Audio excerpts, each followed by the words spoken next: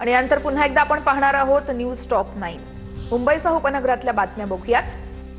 भांडूपच्या जनता मार्केटमध्ये बांधकाम ठिकाणी काही भाग कोसळला होता, तर तळमजल्यावरच्या टाकीच्या वरील भाग कोसळल्याने 8 जण पाण्यात पडले होते।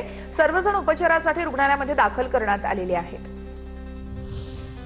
कोकण रेल्वेवरती दिव्यातून 8 डब्यांची चिपळूणपर्यंत मेमू ट्रेन धावणार आहे। उन्हाळी सुट्टीतील प्रवाशांची अतिरिक्त गर्दी लक्षात घेत गाडी सुरू करण्याचा निर्णय घेण्यात आलेला आहे।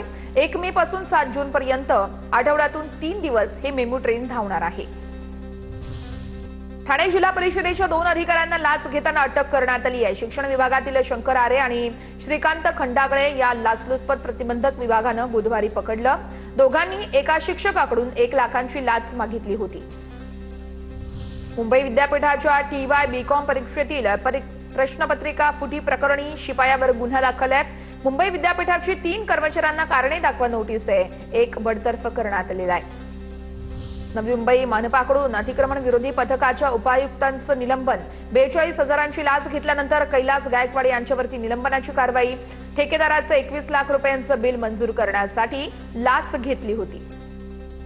KIM मध्ये अत्याधुनिक 3D डिजिटल टोमोसिंथेसिस स्तन तपासणी निदान शक्य होणार आहे। स्तन कर्करोगाचं अत्यंत प्रारंभिक अवस्थेत यंत्रणाच्या सहाय्याने अवघ्या 5 मिनिटांमध्ये तपासणी करता येणार आहे। 70 मायक्रॉन एवढ्या सूक्ष्म गाठींचेही निदान शक्य आहे। राडा रोडावरती पालिकेचा कडक वॉच। दिल्लीच्या धर्तीवर मलबा पोर्टल अनिवार्य। 25 लाखांपर्यंत दंडाची तरतूद आहे। म्हाडा MMRDA BPT सह सर्व प्राधिकरणांच्या कामांवरती आता पालिकेचा थेट वॉच असेल। राडा रोड्याची माहिती पोर्टलवर देणं बंधनकारक असणार आहे। तर न्यूज टॉप 9 पुणे जिल्ह्यात जाऊया, तिथे काय घडते बघूया। महिला आरक्षण विधेयक नामंजूर झाल्यानंतर भाजप आक्रमक झाली आहे। पुणे शहर भाजपकडून आज जनाक्रोश मोर्चाचं आयोजन। पुण्यातील बालगंधर्व चौकापासून आक्रोश मोर्चाचं आयोजन आहे। मोर्चात सर्व भाजपच्या महिला नगरसेविका सहभागी होणार आहेत।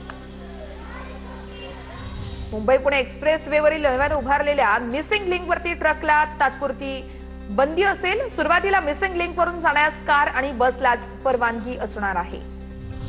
पुण्यात महिलांच्या नावाने सर्वाधिक घर खरेदी झाली आहे। मुद्रांक शुल्क सवलत योजनेचा लाभ घेण्यासाठी महिलांच्या नावाने सर्वाधिक घर खरेदी झाली आहे। या योजनेचा राज्यातील 74,211 जणांनी लाभ घेतलेला आहे।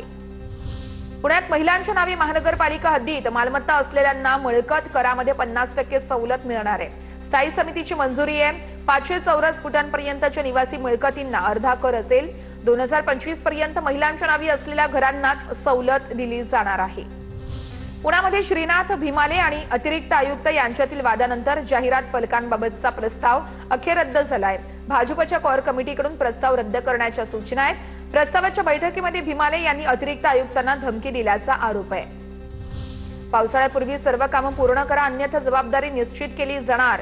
पुणे महापालिकेच्या महापौर मंजुषा नागपुरेंच्या पालिका अधिकाऱ्यांना कडक सूचना आहेत। आपत्ती व्यवस्थापनासाठी तातडीच्या उपाययोजना राबवण्याचेही निर्देश आहेत। नेट परीक्षेच्या धर्तीवरती सेट परीक्षा ही वर्षातून 2दा घेण्याचा पुणे विद्यापीठाचा विचार सुरू आहे। नियोजनानुसार जून-जुलैमध्ये सेट परीक्षा आयोजित करण्यात येणार असल्याची माहिती आहे। सेट परीक्षा आयोजनाची जबाबदारी UGCने विद्यापीठावर सोपवली आहे। पुणे शहरातील महापालिकेच्या सर्व जलतरण तलावांचं ऑडिट केलं जाणार आहे। जलतरण तलाव चालवण्यासाठी दिलेले ठेकेदार मुदत संपल्यानंतरही तलाव सोडत नसल्याची माहिती आहे। अनेक ठेकेदारांकडे लाखो रुपयांची थकबाकी प्रलंबित आहे।